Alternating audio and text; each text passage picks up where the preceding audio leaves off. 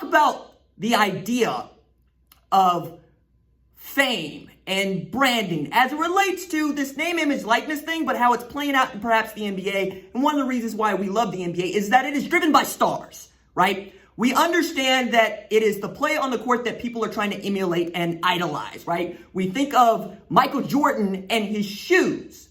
We think of LeBron and his soldiers. We think of KD and whatever the hell it is that he's wearing on his foot. And of course, it can work the other way with Steph Curry and those ice creams, those shoes, those Chef Curry 2s that look like, as Stephen Colbert once said, a golf cart mated with a jar of mayonnaise and came out with these shoes.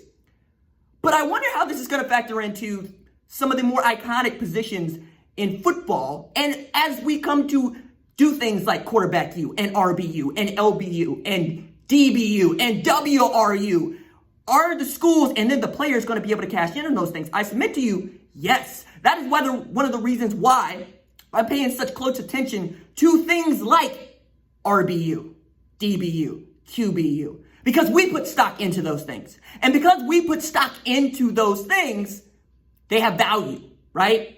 Money only has value because we all agree that it's worth something.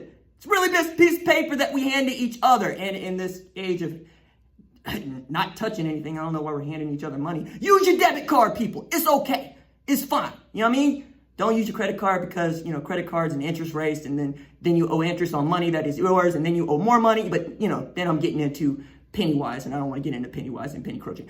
I do want to stick to Spencer Rattler is going to come into a situation where not only is he destined, as we think, for greatness, but also he is destined to lift our spirits, right? And there's money in that.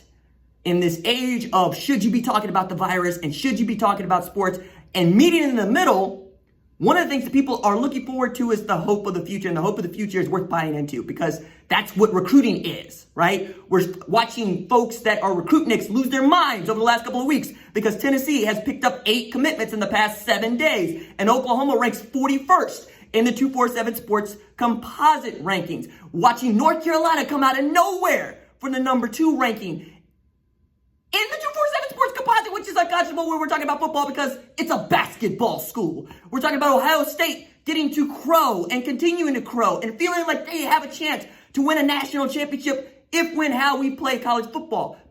And the more that I think about college football and the more that I think about how the kids are going to factor into this, the more I think, where's the testing? Where's the brand name testing?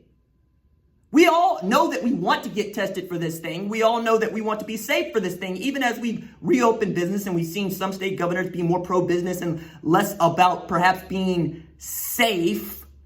It's as safe as possible while going on about life. I keep wondering which one of these pro-business places is going to come up with a test and then brand it and then sell it. Because that's what we're talking about. The NBA would get back into business tomorrow if they could guarantee that everybody gets tested. Same thing with Major League Baseball. The NFL seems to just be charging for it no matter what. But college football is going to be different. Because we still have this sham of amateur athletics where we're saying student before athlete. And because we say student before athlete, we can't put other students before our athletes. Even as we all are looking forward to Spencer Rattler playing quarterback at Oklahoma. Spencer Sanders playing quarterback at Oklahoma State. Sam Ehlinger at Texas. And we continue to go all around. The most marketable guys are not the guy that's perhaps going to come up with later on a better test for this virus. He's in school right now. He's probably finishing med school. He's probably going to go into some sort of epidemiology, right? It's going to be Zach Smith. It's not going to be the Zach Smith that just went into petroleum engineering. And I think that has a different kind of value, right? For me to understand that Joe Lacob is an epidemiologist by trade, but he made his billions by going into venture capitalism because, you don't make much money as an epidemiologist, speaks to what we value, right? He's losing money hand over fist that he's going to make back, just needs to be able to sustain it through this time like so many others.